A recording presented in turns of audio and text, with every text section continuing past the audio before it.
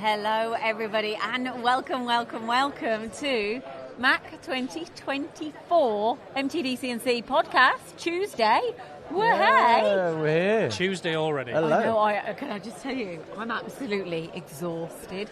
I'm walking down the halls yawning. I'm done. I'm going to sleep well tonight. Are you? I think I am as well. It's only day 2, but it's been a long couple of days, hasn't it? Yeah, it has. But it's great. So this is our podcast. We've got lots of guests coming on to the podcast, just having a chat, really. This is a really relaxed, chilled atmosphere just to talk about industry and just kind of get the gossip, really, as to what's going on, the show, and getting a little teaser from everyone what's going on with their companies. And we've also got some end users, so people who own the companies coming on just to talk about how they're seeing it from their side and their perspective. So let's just welcome and introduce everybody. Let's start from the far end then, if you don't know who people are. I'll start with myself, actually. My name's Lyndsey Vickers. I'm a presenter here at MTDCNC. Joe. My name's Joe Reynolds. I'm the MD here at MTDCNC, and I can't wait to get started on this podcast. Yeah, we've got loads of guests here, haven't we? I'm Rowan Robinson. Hello, one of the presenters here at MTDCNC. We've done a couple of lives today. You might have seen us on LinkedIn running around Mac, covering all the technology. And this is Tim, new presenter at MTD. Yeah, welcome. I'm really pleased to be part of the company, to be honest. And looking forward to my first presentation job. I didn't know I was getting replaced. Fantastic. Yeah. So, you didn't know that, No, Rowan? okay. Tim's taking over your I'll job. head off that way. I should speak to HR, Rowan. This is how relaxed we're going. If you want to comment, send in messages. We'd love to hear from you as well. Just to give you a highlight of who's coming on to this, the podcast is, of course, we've got Tim Paddison from Hoffmann, Leader CNC, LK Metrology, Nikon, IMCA. That's quite an exciting story there. And as well is FJH Group, which is Mark Hyde as well. So, right, Tim. Yes. How are you doing? I feel a bit like you. It's been a great but a long 2 days already. Do you like Mac? Do you like doing the shows? Yeah, it's great. You do? Yeah. I like that. Yeah, you meet so many people, don't you? So, yeah, you do. Yeah. But you get a real mixed answer, I think, when you're talking to people at shows, don't you? It's like, some people go, no. But then some people, I think it's so important because I think this is where everybody, like I said it before, like we go out to companies all the time, but this is where everyone comes together. Yeah. Yeah, absolutely. And one of the really good things, I've got 2 colleagues here just watching, they really appreciated the beer. Oh, yes. Yeah. Is that why you're here then? Yeah, Is that... you see them smiling, that's why. I think it loosened them up, allowed them to support you a bit in a bit of a stronger way, right? Absolutely. Well, we do, on the MTDCNC stand, try and get everyone gathered together about 4 o'clock. Everyone has a beer, has a bit of a chat, and just talks. It's networking, isn't it, and chatting. Yeah. So, right, let's get a bit more serious then. Sorry, Tim, but Hoffmann, what's happening? Well, lots really. It's been a great year so far. I know we're only just past Q1, but been a great start for us, and I think that's probably a reflection of the positivity that we see in the market at the minute with manufacturing. Are you seeing positivity? Definitely, yeah. I think it's tough. Yeah. But I think, UK manufacturing is in growth, which is, not always the case when you look across Europe. And I think we've got so much to offer on a global stage, and for us, having the opportunity to work with businesses that really are progressive, that's what's really made it quite exciting Q1 for us. Yeah, I guess you guys are on the front line, really, aren't you? Because even if people don't necessarily have budgets for big machinery, big machine tool investment, they'll always need a new cutting tool, new product to help them run their business day to day. So you're seeing a lot of different companies, not just ones that are spending big money. Yeah, absolutely. I mean, we've got a lot of machine tool manufacturers here, and that's where our equipment is used rather than selling those particular tools. But I think what's really important for us is we really try and solve some of the challenges that our clients have. So, there's a skills shortage, there's a labour shortage, we've all got to reduce cost. Our approach is how do we help our clients to be more successful by reducing that cost, be more efficient, more productive. And that, that's probably why we're having a great year. In your toolkit then, what do you have to help people? And I know that's quite specific, but... How long have you got? I know, yeah, it's a little bit like that, I'm sorry. But what's the setup for that then? Tell us a little bit more on how you actually go about doing that and helping people. Well, ultimately we have a broad range of products, but for me that's the second piece, really. So, when you look at a manufacturing facility, the actual cost of the tool in itself is so small in comparison to, I think it's about 4%. Oh, really? Of the overall cost of running a facility. So if you can focus on productivity and efficiency and reducing costs by using the right product, or potentially, where we can help our clients removing tasks that they might have, we can manage those, then ultimately the product itself is the second piece. We've got, great quality, great cost and use, but you have to be able to have an end result that is tangible to the customer. So our approach is about reducing cost and driving productivity and efficiency. You proved it with people. I remember from MACH a couple of years ago, didn't you do like forgive me, my brain is really fried. And it's been a long 2 days. Yeah, it has. But you have proved companies out with that. Like you're on the figures. I remember you go, right, well, they're saving 10% here, they're saving 4% there, and you take everything collectively as a whole and you're working all of that out. I don't think everyone looks at their business like that, because sometimes we have a business and then I'm not saying I have a business here, but it's just like, oh, let's keep going. But you're kind of saying, right, let's slow down, bring it back, let's assess, and then absolutely, and document it. Yeah, exactly. That's what I love about what you guys do. Some businesses are struggling to maintain production. They have no time for process development. Yeah, and that's why they can leave you guys to. It's okay, no worries. It's where you guys step in and offer the service that I guess they get for free, as long as if they buy the products, absolutely. if those MLs are right for the solution. I mean, ultimately, we're all in business, aren't we? So we have to generate, profit and revenue. But our services come as a package, so we don't charge for the consultation. Obviously, at the end of the day, we want to work with that client. We want to make sure we have sales. But you're absolutely correct. Advising on the right, well done. First time for today, first time this week. I'm going to try. That was just getting one back then, wasn't it? Yeah, I did. Sorry, Rowan. Is effectively being able to consult with the client to find the right product for the right application that then helps them reduce cost, and that's the critical thing. So it's easy to just sell product, but and a lot of companies will work so hard on trying to save 10% on what is only 4% of the total cost. So we try and look at, the labour areas, the efficiency of running the equipment, as well as obviously have to be competitive with the price.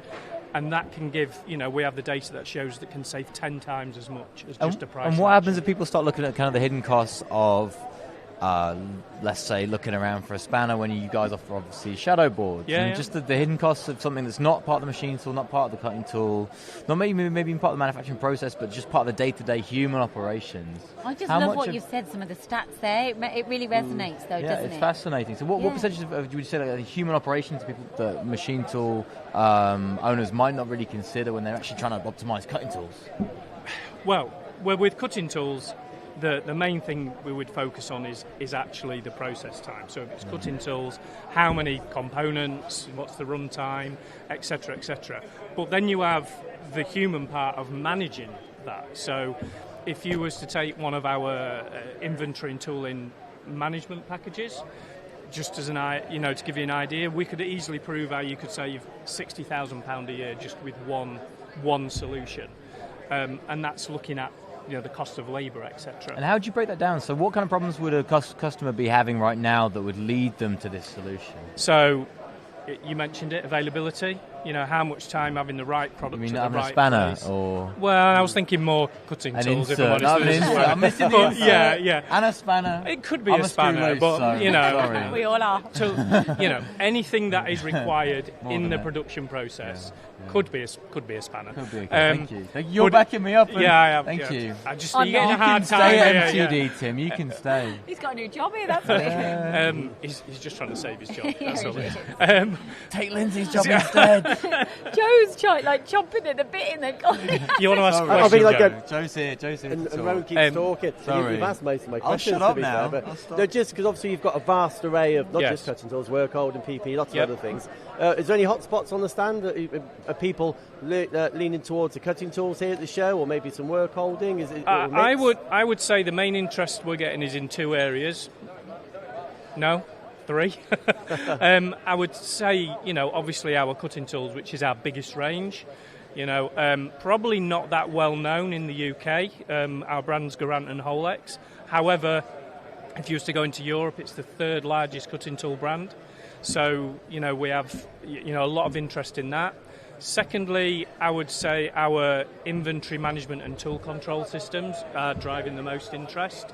And then lastly, but not unimportant, is our workstation storage and tool control as well. So I think those three areas probably were getting the most discussions and interest, but it's been so busy.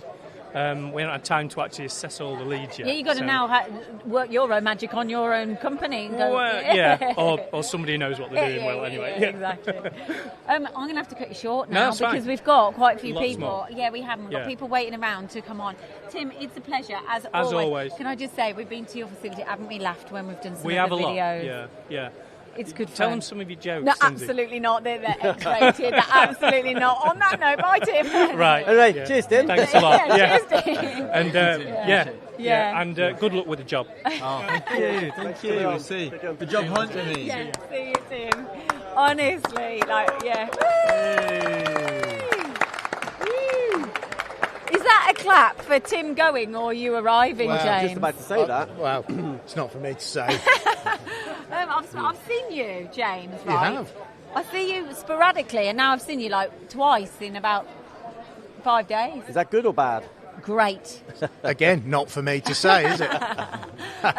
James, can you introduce yourself to everyone? Yeah, sure. I'm James Leet, Sales Director at Leader CNC Technologies. And we went out to Leader CNC just last week, didn't we? Yes, indeed. Yes. Yeah, at the new showroom. We did. Which, since you saw it last week, has now got carpet tiles on the floor, fully decorated. We are good to go. Good to go. Where have you put? Because I went in and went, well, you could put this there and you could put that there. Is that thing on the wall yet that I said or not? Do you know what? That idea has been adopted. The plan is in place and it will be going on the wall. Is it really? Yes, yeah. Hey, Lyndsey, invoices in the post. Yeah. I was like, right, if that's not going to be used, you should put that on the wall and That's the plan. I'm bossy. Do you feel sorry for my husband? Yes. Yeah, okay. Yeah. Anyway, but I've got one like that as well. So. Yeah, it's fine. James, tell us a little bit more about this new adventure that you're on, because you've been in this industry quite some time. I have. I was working out earlier. My first MACH was in 1978. I think I've got that year right. I wasn't exhibiting. I came with my dad. But... That was my first experience of it. So I was -1 just to cheer you up. Oh, yeah. -1 then. Yeah. We bought a Nakamura TMC4. That was, I remember that distinctly. So, that's cool, and that machine still works. I know where it is. So there you know go. what? I've just walked the aisles and a gentleman, he was 75, and he just came over to me and went, "Hi, Lyndsey, how are your girls?" It's crazy, but watching our videos and stuff like that. But, he's retired and he's still coming to MACH because he loves it so much. Yeah. It's just wonderful. It's such a good community. It is, yeah. And in answer to your question, so what's different in the world? Well, Leader CNC Technologies, they've been around 26 years, and we're not actually changing what Leader are, or the heart of Leader. It's very much an engineering-based company. We're very, very good at fixing machines, refurbishing machines, repurposing machines in some ways, but we also have a very, very strong portfolio of high-end products. What's new is that we're slightly rebranding ourselves, slightly repositioning ourselves for a more volume market. We've just got another agency in Miltronics UK, which I'm also a director of. That's exciting news. So Miltronics have been around since 1973, but they've never really had a presence in the UK. And this allows us to open up a lot more doors. So our 3 door opening products with Leader CNC Technologies now are going to be Miltronics, Takumi, which come out of the same factory, so that pedigree works really well together. Machines. They are a cracking machine, absolutely cracking machine. And also the DMC lathe, FFG DMC, an absolutely stonking lathe product. So, but beyond that, we can get into all sorts of specialist kit as well. But what I really want to put across is our offering of service, repair, breakdown, because one way that customers can get to know, like and trust Leader is to test us out on breakdown services, service work, especially in the sort of local Midlands area.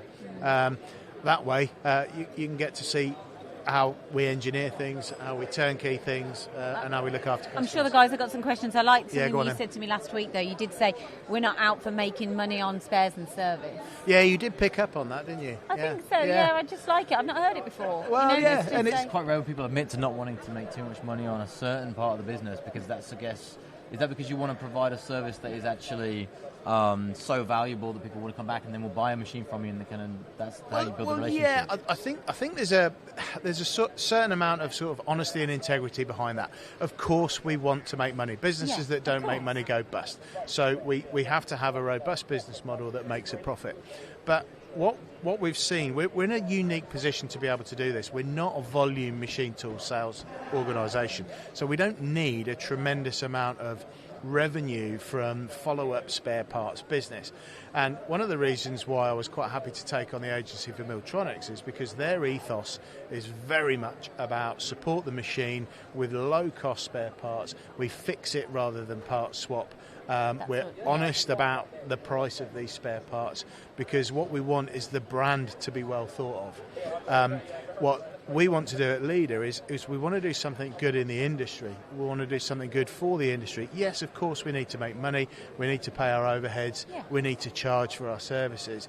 But what we would rather do is fix somebody's machine with a reasonably priced spare part and support that machine, knowing full well that brand's going to get talked about, Leader are going to get talked about, and we've done something good in the industry. We've had a bit of fun while we do it, but it's serious fun, which is a subtle play on words. There's a bit of branding. I might have to put that in somewhere. I've not thought about that before. There you go. Serious fun. Serious fun. And how serious is good service and support on machinery like this? Because I guess company owners, like machine shop owners, they don't want to really think much about the machines having to breaking down, because they want to think about production. Well, they do. Now, I've sat on both sides of the fence. I've worked in a family business that was a subcontract machine shop, and I know the pain. And there, dare I say it, that there is a lot of room potentially for resentment toward machine tool companies from that quarter. I get that. Subcontractors are really up against it. They're up against time, money, their hourly rates, their margins are tight. I guess a machine breakdown could almost make a company go bust. Absolutely could. Of course it could. So if a machine is down, they're not earning money. So to then be asked to actually spend thousands and thousands of pounds to fix a machine, that hurts. And I've been in that position. It does hurt. But that's the reality. These things are thousands and thousands of pounds to fix. So what we've tried to do, we're a smaller business, we're an agile business. We've got some cracking brand new products to sell, but we want those customers to be able to, again, I'll use the phrase, know, like and trust us for an organisation that will help them. And yeah, that hopefully will then lead to some machine tool sales, some repeat business, and we've done something good in the industry. And more importantly, the industry has got more subcontractors out there working. James, an old friend of yours, told me that the other day, and you will make and said James will make it a success. Well, I hope so. I'd like to think that energy is there. That's sounds like there's no doubt about it, James. You've got to live up to that now, I'm afraid. Well, we've got a few witnesses. I'm only 23. That's why I've got a haircut like this. Brilliant. When you look at the Miltronics range, obviously saturated market. I don't know how many brands there are. 50 brands probably here in the UK representative. Yep. Obviously, you obviously feel there's room for one more. So, what is it that makes them different? How you go? You know, I take your point about service and all the rest of it. But if you look at the machine tool itself. Well, the machine tool itself, it does sit in that range of volume machine tools. So what sets it apart, the control, I would say 100% is fantastic. It's fully conversational, very FANUC based. You could, if you're a longhand FANUC programmer with G-code, you could jump on there and be very, very comfortable with it. But the control sells it beautifully, backed up by some really heavy ironwork as well. So it's a solid, robust machine. Price point is where you would expect it to be. It's not going to suddenly come in and carve up the market as a cheap machine tool. But what's exciting for me is that it sits beautifully in the portfolio of Leader products. Leader have an astonishing range of high quality products that you can't open every door with. But Miltronics, I can have a grown-up conversation with just about every subcontract machine shop in the country about a Miltronics product. And if they then turn around and say, yeah, but James, I want a vertical borer, no problem. I'll get the other catalogue out. That's it. James, Thank you. You're welcome. Thank There's you. lots of people thanks for coming on. who's going to come on, so I do feel like I have to cut it short. Absolutely, no problem. A huge round of applause, and thank you for having us in the other day to do the film. You're welcome. So Look great forward to seeing see that. you. Thank you. Cheers. And good luck with it all. Yeah. It's going to be a resounding success, apparently. Yeah. Watch this space. Absolutely. Watch this space. No pressure. Now, another person who I've seen recently, Roy. It's only a few weeks ago we saw you. I saw James last week, and now I'm seeing you. It was. I'm like a bad penny, I'm afraid. I just keep turning up. You just keep turning up. We all need pennies. Yeah. Right, Roy, can you introduce yourself? Where are you from, so everyone knows? who you Okay, are? so Roy Maidment, I work for Nikon Metrology, Yeah. and I'm based in the UK, but I'm the European Sales Director. I went to your facility the other day, Roy, and I thought your opening speech about what you do and the launch of your new product was fantastic. But terribly kind. That's nothing that I'm going to be able to repeat today. Please do. It's all in the heat of the moment. Oh, hello. Oh, we've got. It's now Barracudas, closed, 5 barracudas p.m. are that's it, everywhere. right? We're Oh done. my We're God. finished. Oh, thank you very much. That was lovely. Thank you. Now. Yeah. You're all beautiful. Right, okay. Roy, tell us a little bit more about what's happening with Nikon and a little bit more about what you're doing at your facility. Okay, so Nikon Industrial Metrology is based around 3 different business units. I work for the laser radar one, and that basically means non-contact absolute measurement. Essentially, CMM measurement on the shop floor without any temperature control, without any lighting control, whether it's manual, whether it's automated, or whether we use it for contract measurement. It's a very, very sophisticated solution. Yeah, absolutely. We saw a demo of it, and unfortunately did? the demo doesn't quite do it justice, does it? The demo's watching this robot move, this beautiful object around a car. It's dull.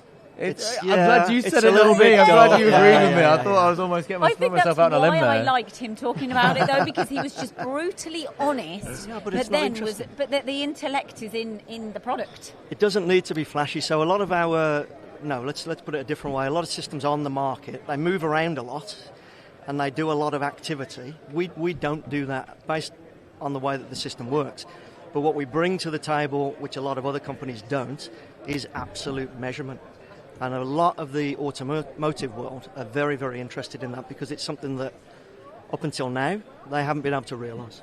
Yeah, and there was quite a lot of Aerospace as disbelief. well. Sorry, No, Lyndsey. you go. I Rowan. remember you mentioned there was a bit of disbelief where someone would try the Nikon laser scanning product. It's not quite laser scanner though. It's something. Does a little more bit of niche. both. Does a little bit of both. Yeah. And they took a CMM, Yep. and they actually didn't believe when you said absolute measurements. They didn't believe. They tried to run 2 processes inspecting at the same time. So they didn't believe that the Nikon product was absolute, but eventually they were able to scrap the CMM. Yeah, right? so I mean, the way that we work in principle is as a group. So I'm head sales guy.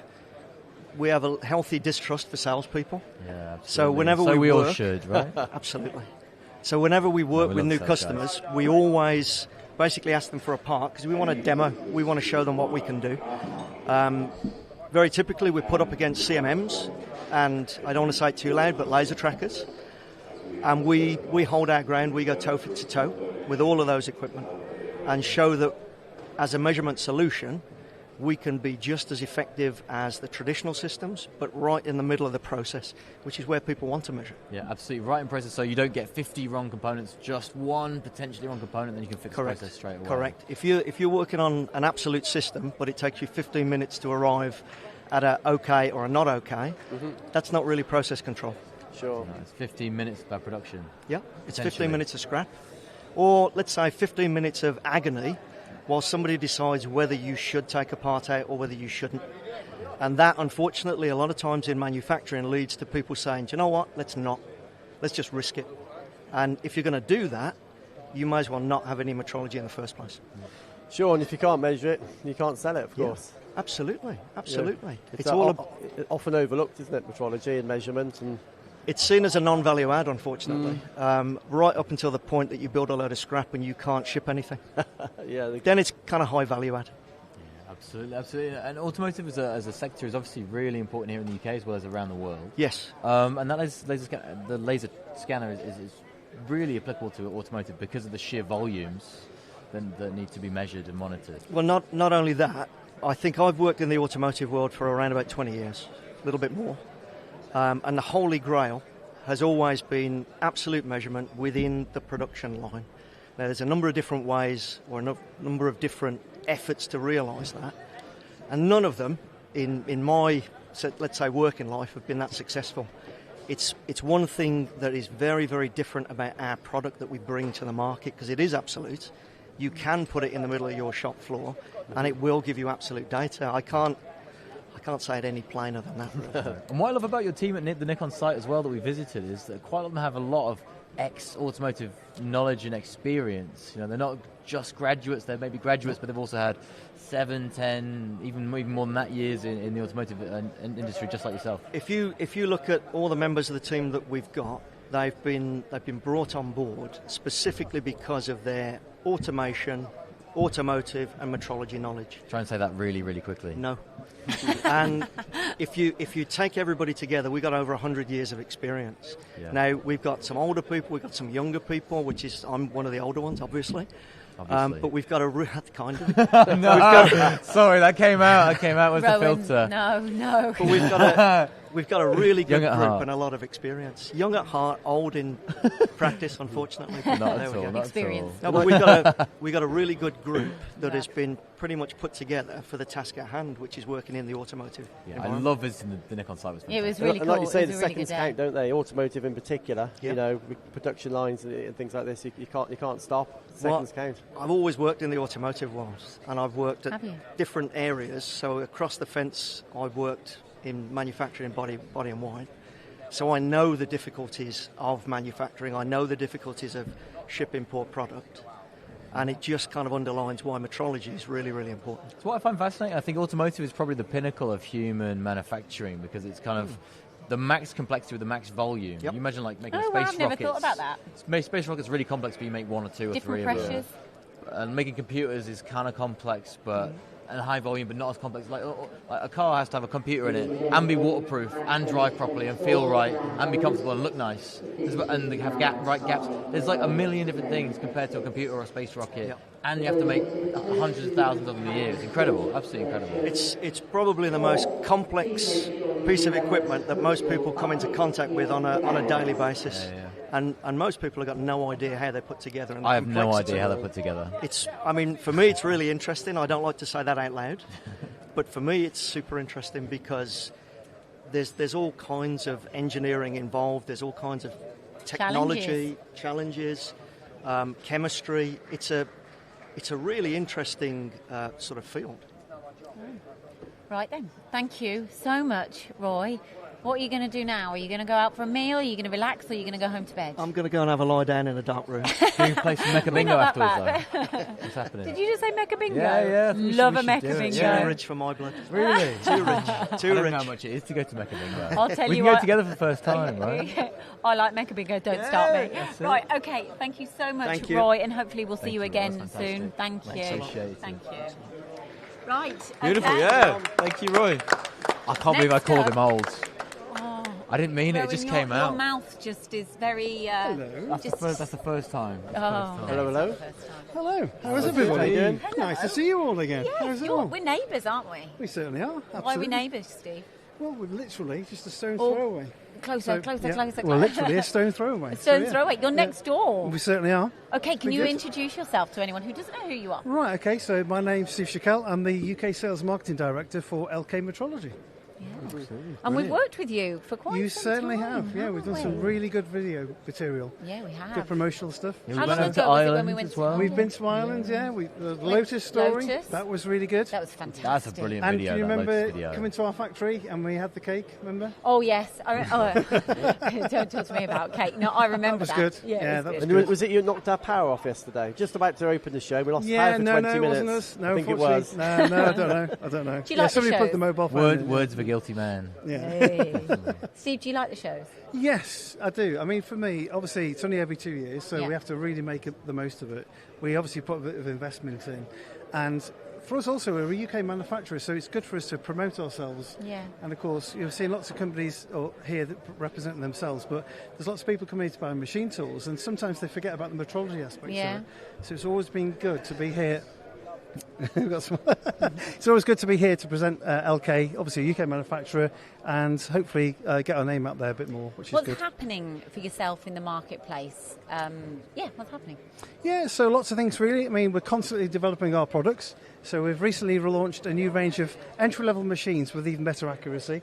So first time accuracy 1.3 microns. So as we know, machine tools are very accurate, but the CMMs have got to be even more accurate. Yes. So we've just done that. We're launching some new probing technology, probe change racks. The software has been developed quite extensively. We're doing more with PMI data, so where you're designing products with the product manufacturing information. So when you bring the CAD model in, rather than just being a dumb CAD model, we can bring in all the information like the design, GD&T, tolerancing.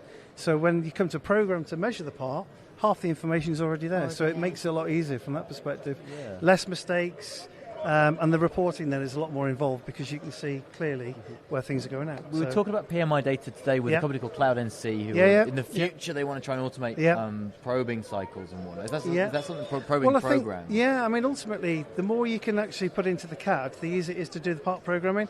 I think we're never going to be 100% there where you're not going to need a part programmer. There's always going to be somebody there to make sure that the machine's not going to run to a clamp that's not in the CAD model or stuff like that. And there's always a little bit more to do with optimization as well. So ultimately, you create a part program. If you automate that, there's always a little bit where you can eke out some time here and there when you've got, obviously reduced cycle times. You're trying to do things in seconds rather than minutes. So. Just in your opinion, why do you think it's been taking so long to try and integrate PMI data into the kind of the whole manufacturing process, not just kind of the big manufacturers who are using kind of Siemens NX and CATIA, who are already using the PMI? Yeah, a good question actually. I mean, but what we generally find is that it starts with the designer. So if you think about if a designer doesn't have the knowledge of GD&T, he's not likely to put that into the Could you explain GD&T? What is that? So geometrical design and tolerances. So ultimately, if I want to measure a part, I need to know where's the datum structures, where's the ABC datums. Once I know where they are, then obviously I need to know where all the tolerances lie, because certain parts have got different scale tolerances depending on what type of feature it is, and all of that information is usually on the drawing. But it's not necessarily always in the CAD model. I think we could probably start a comment war here. It's who's smarter, the machinist or the inspector? That's definitely like that's I'm not getting involved in that debate as old as time, right? I'm going to be honest. This is mind blowing. Or what's more complicated, even not who's smart, who's more complicated. Well, I did spend my time as a touring machinist. I did do a little NC machine. But so you're on both sides of the argument. Yeah, but I've also spent most of my life on the measurement side of things. So. Yeah, that was always the dreaded inspector, isn't it? The guy would make something and it's got to get through inspection, unfortunately the inspector...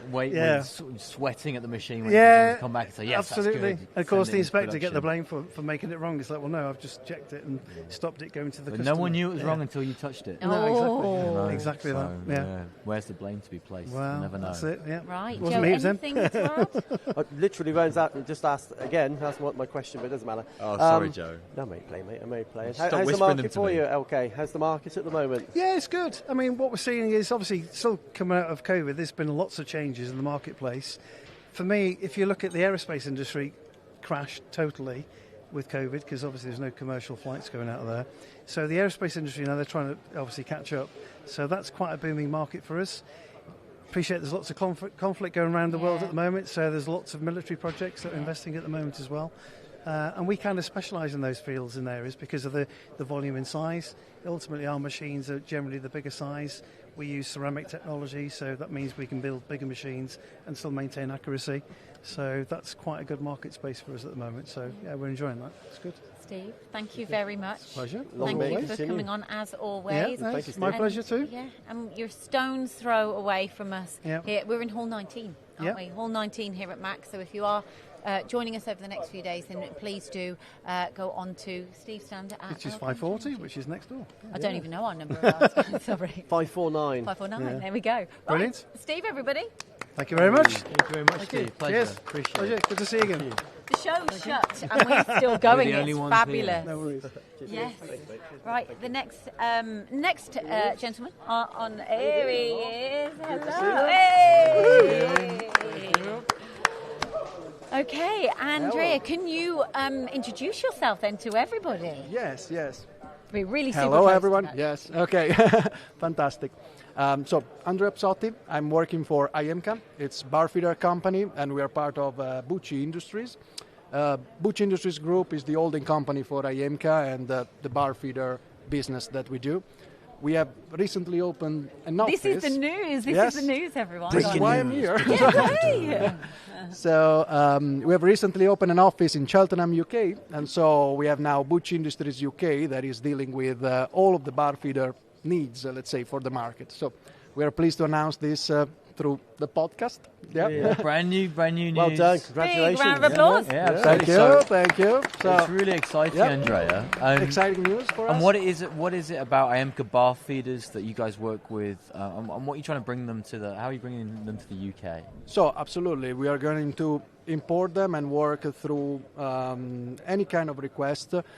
IMCA has been historically one of the first bar feeder companies being made, and what we try to do is to bring the best product we can provide in terms of engineering, reliability, and technical support. Everything is going to be supported here in the UK. Technical service and spare parts are going to be here, as well as a sales team that is going to go around and visit people. And what state is the office in? How many are you hiring service engineers? Have you got some Well, we're yet? trying to hire service engineers. Yeah. Yes, you have to do a as job, much as Rowan. we can. Well, I don't know. It seems to be a challenge every time, but it's good. It's good to finally meet engineers from the UK and see how people are. So if you're looking for a service engineering job, you yeah. like bar There you feeding, go. then Absolutely, get in touch please with Andrea contact us. Psotti. Absolutely. Sales engineer roles. Yes, Sales manager roles. yes. So, frankly, we've got it covered. Service engineer, please contact us, and I that love would be how very you've nice. led on to that. Yeah. Rowan. I'm just trying to Like, help these it's guys out, you know. a wonderful You did opportunity. offended you, Rowan. did. It's Thank you. You have to do a new wonderful. role. That sounds like an interesting role. Yeah, but that's very nice. Yeah, in terms of the technology itself, Yeah. clearly most people watching this are going to be aware of bar feeders. But tell us about your bar feeders.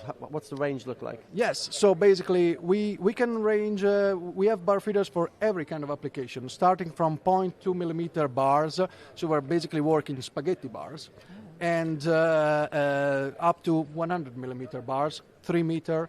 We do applications for 12 feet, 4 meters, 6 meter, 20 feet, 24 feet special application. And we work in all sort of machines, basically. Of course, lathe, we're talking about turning or special application. But we're talking about sliding egg machine. We're talking about fixed headstock machines, bigger diameter stuff. We're talking about multi-spindle.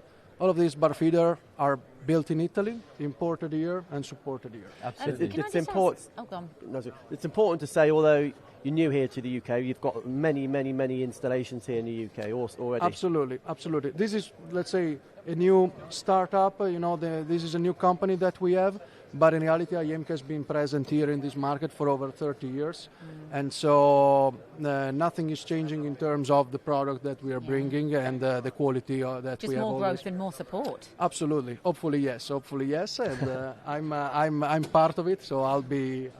Are you going to be based here in put my Cheltenham, face. or are you going to be living? Well, I'm going to be living in Italy, and Okay. the team here in Cheltenham will be in Cheltenham, let's say, Yeah. supporting Okay, the car. fair enough. But I reckon I'll visit You'll be Cheltenham flying quite over often. every now and then. Absolutely, Fantastic. absolutely. Andrea, can I just ask you, the Bucci Industries, can you just explain a little bit more as the connection there? I think you explained it at the beginning, just so I can understand it a Yes, little bit more. absolutely. Well, Bucci Industries is a family-owned company in Italy, based in Faenza. And the family actually invested and purchased the IMCA quite a while ago, Right. and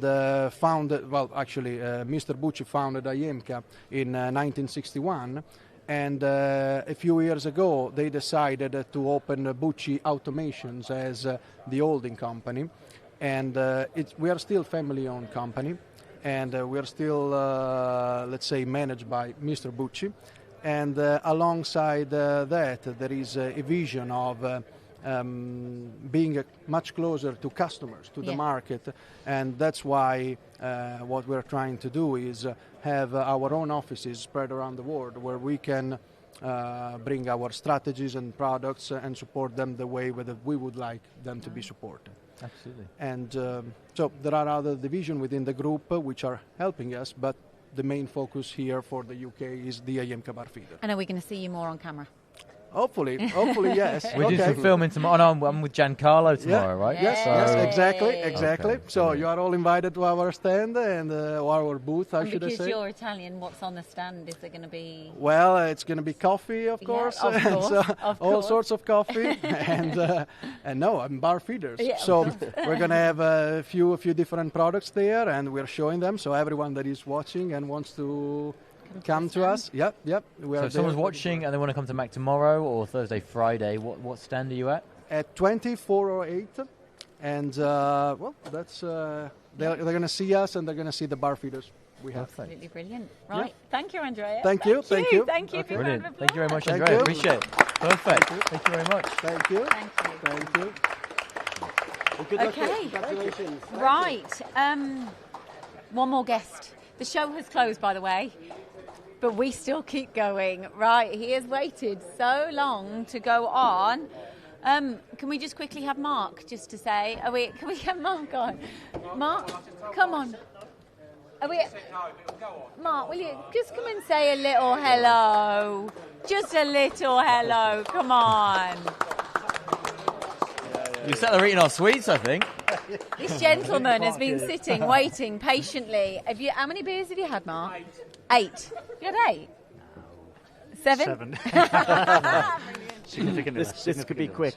Well, I did say, and I did promise that not only would we have companies come on here, selling products and stuff, but someone actually who uses the products would be coming on to see life and manufacturing from your perspective. And it's perfect that you're here, and thank you for going on. That's all right. Mark, tell us what's going on with your company and everything. So it's FJH Group. Yes. So we're trying to now fill a gap, Super which close. is super close. I think a bit closer. Sorry. So we're now looking to fill a gap. So we're looking at the application support. So we understand that lots of people like we have got shortfalls in skill sets in engineers and application support, work holding, fixturing, and just being able to get a customer comes along and they want you to make a part for it, in whichever industry that is, whichever business. There's a massive skill shortage in engineering. Yeah. So what we do is try and fill that gap. Right. You don't always need a full-time engineer to be able to do something that takes 2, 3, 4 weeks to implement, 6 months to implement, and then the next project goes away. And it's it's about us trying to fill the void of the availability of engineers on the market. And how are you doing that then? So we're doing everything from start to finish. So turnkey is basically the phrase I'm looking for. Okay. Turnkey solutions. So projects we've worked on in the past is a customer will say, we've got a product we've got to introduce into our business. We don't have the skill sets that we need to be able to introduce that. So we'll go in, we'll provide the work holding, design and manufacture. We partner very closely with Brown & Holmes in Tamworth. Yes. So all of our work holding and fixturing, design, manufacture are done by those guys because they're without doubt some of the best on the market. We then go into the customer, we'll deliver that sort of work holding fixturing solution, we'll program. We've just recently become partners with Mastercam. Yes. So they're now our CAM solution, which ultimately is what we'll try and drive to our customer base as well. And then we give them that green button. I hate the word green button, but we try and give them as close as possible a green button process, so they can just hand it over to their operators, their skilled team in house, and it just takes away that risk for those guys. And that's Sounds like Uber application, doesn't it? So you get your phone out, darling, where's my application engineer? Oh, here he is. Yeah, and we've seen it. I've been in the industry for 22 years, and there's less and less young engineers coming through industry because STEM's not really pushed in schools, or certainly not a lot of schools. So we see it was something we set our businesses up on, was that skill shortage. I had that problem when I was working on projects for Rolls-Royce and the likes of Bromford Industries in Birmingham when it was. You're working on projects where you've got X amount of parts to get through the system within 3 months, and you've only got a finite team to be able to work with. You're stretched. Yeah. So if you can then go and sort of call on a subcontract resource that just can support you for a period of time, that just fills those gaps of somewhere that you don't have it. So we can do full turnkey, or we can do the individual bits. So through the Brown & Holmes side of where we're working with, they can do the work holding, the fixturing. If that's all you need, great. So this is for existing machines or existing people's shop floors? Yeah. Or if they've got, we're working with a customer at the moment where they're reshoring from Poland. So they're setting up a new machine shop. They've got, they're struggling to get hold of the skill sets in the area that they're in. So they've called on us and they've said, look, all we need is somebody to come and help us set that initial craziness up. Get the machines, get the right machines for the job, have a look at automation, try and de-risk the process as much as possible. Then when we get to the end, it's great, you hand us over, you can go away, we'll carry on and run as a business. Am I right in saying, and forgive me if I'm not saying, it's like more like consultancy? Is that what you're basically saying? Yeah, exactly. So we can do the processing for them, so we can just generate everything and then just hand it over at the end. But then we also we'll work with their teams. So if you're not looking, if you've got a team of engineers already that perhaps are lacking in a certain area, or the skill, they haven't got the skill sets to do a certain thing, we'll just come and work with that team and get the job up and running. Yeah, brilliant.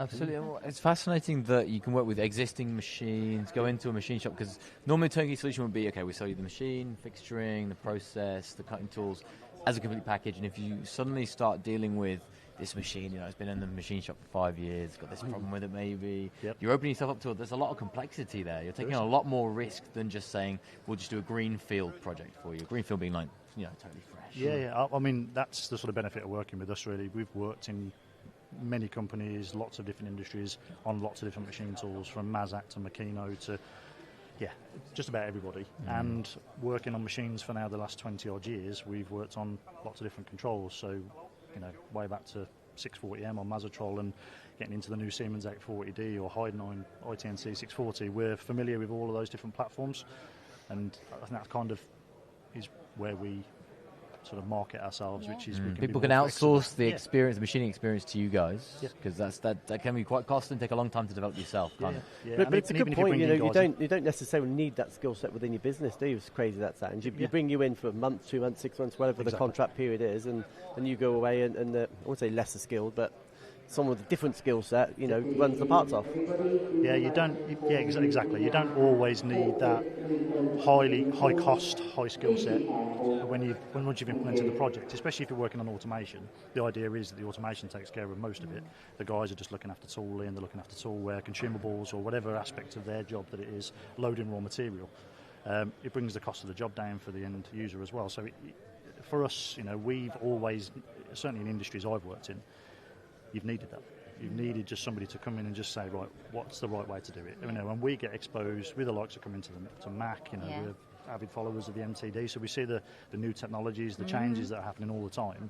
So we get to implement that sort of stuff in what the project we work on, which means your guys don't have to. That's kind of how we work. Yeah, it's brilliant. Yeah. Thank you. Well, good luck with it all. And it's good to give you exposure as well, because that's something different. You don't hear this every day, do you? No, not at all. No. Right. Brilliant. Okay. Yeah, thank you very much. You know what? The show Thanks for jumping on. The show has closed. We've just had an announcement that there's forklift trucks going round, and we're still going. How wonderful is that? So, what are you going to do tonight, Rowan? I think we're going to go for some food and then go and see a film. You're going to go see a film? I was hoping to go do bingo, some pub quiz or something. You just say bingo. Well, bingo was a callback to something. When it comes to bingo, she's a bingo queen, I like I've been told. And what about I've yourself, never been to bingo. We have got 2 children patiently awaiting at home, so that's where we're going. Oh, yeah. Brilliant. Very mature of them to be patiently which waiting. Will be far more excited to see us. That's rock and roll for you, isn't it? And Joe, what's on your agenda? I haven't given it a second thought just yet. No, I haven't stopped for a second, literally, apart from when Rowan keeps... when I try and talk. But joking aside, early night with a bit of luck. Yeah, how about yourself? That'll be good. I'm the same as you. 2 children at home that need me because my husband is tearing his hair out. Thank you for watching. We will be back on air tomorrow bringing you coverage of MACH 2024. We'll be going live across different stands, but we'll also be doing this podcast again at 4 onwards in the afternoon, so stay tuned.